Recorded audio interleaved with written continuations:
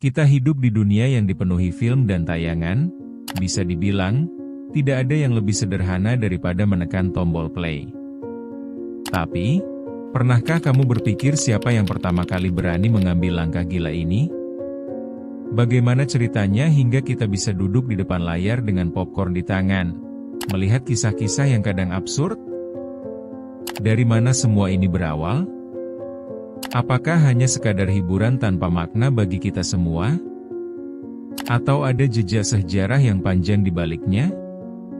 Nah, kita akan mengupas serunya perjalanan sinema, dari saat gelapnya ruang bioskop hingga kemeriahan festival-festival film hari ini. Apa yang kita anggap biasa, bisa jadi adalah hasil dari perjuangan dan inovasi yang luar biasa. Mari mulai dengan mengeksplorasi film pertama yang melahirkan sebuah industri yang tak akan pernah mati ini. Chapter 1, Awal Mula Sinema. Kita tidak bisa membahas sejarah film tanpa memasuki era 1890-an. Saat itu, teknologi masih sangat sederhana, tetapi imajinasi manusia sudah tidak terbendung. Siapa yang mengira benda seperti kertas bisa menjadi jendela ke dunia lain? Pada masa itu, dua nama terkenal muncul, Edison dan Lumiere. Mereka menciptakan alat-alat yang memungkinkan kita melihat gambar bergerak untuk pertama kalinya. Gambar-gambar itu mungkin tampak konyol sekarang, hanya secuil cuplikan kehidupan sehari-hari, tetapi mereka sudah membuka jalan bagi apa yang kita sebut seni peran dan bercerita. Bayangkan sebuah kota kecil, di mana orang-orang berkumpul untuk menonton pertunjukan gambar bergerak itu.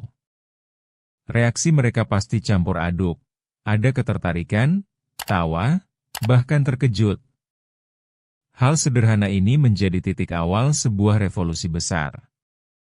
Chapter 2, film pertama yang diakui. Dan lalu, ada The Horse in Motion, sebuah eksperimen sederhana yang menunjukkan bagaimana kuda bisa berlari dengan cepat. Tapi pertanyaannya, apakah itu benar-benar film? Nah, Roundel Garden Scene dari Lumiere bisa jadi jawaban. Film ini berdurasi 2,11 detik, bukan durasi yang banyak, tetapi kamu perlu tahu, itu adalah awal sebuah era baru.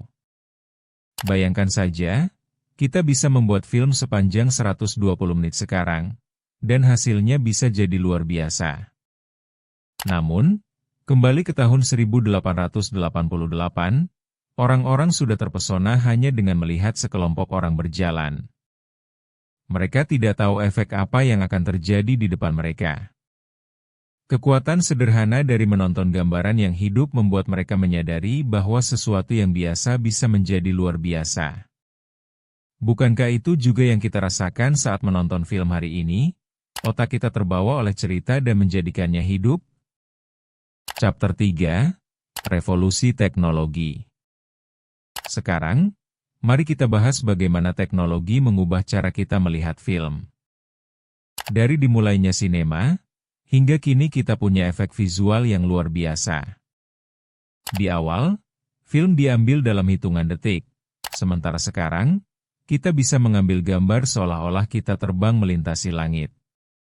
Film tidak lagi sekadar rekaman kehidupan, tetapi lebih seperti kombinasi dari seni, teknologi, dan kekuatan narasi.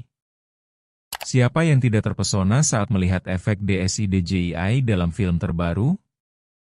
Memang, di balik setiap kolaborasi ide dan inovasi, terdapat orang-orang yang berpikir out of the box dan mengguncang dunia hiburan.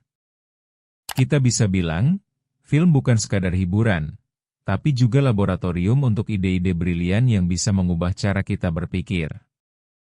Dari tahun ke tahun, kami terus mengembangkan cerita dan visual yang lebih mendalam, memengaruhi budaya tanpa kita sadari. Chapter 4, Pengaruh terhadap budaya. Pernahkah kamu pikirkan, seberapa besar pengaruh film terhadap budaya kita sehari-hari? Mari kita ambil contoh film horor.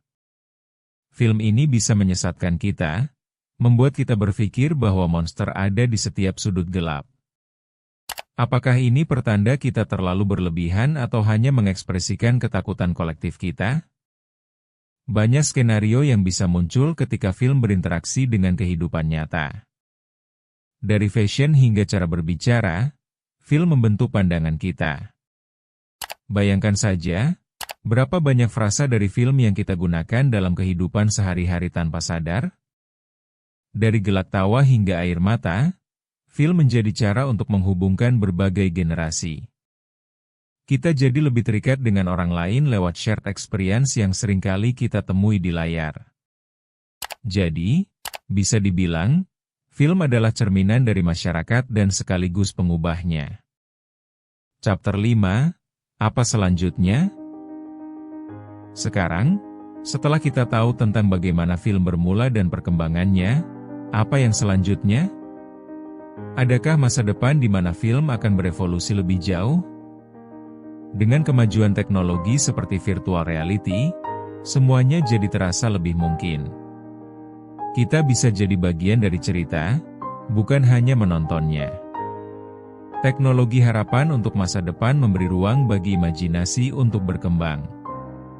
Namun, intinya, berapapun jauh film ini akan pergi, akar dari seni bercerita tetap sama. Brian Eno pernah bilang, masa lalu adalah masa depan yang belum terjadi.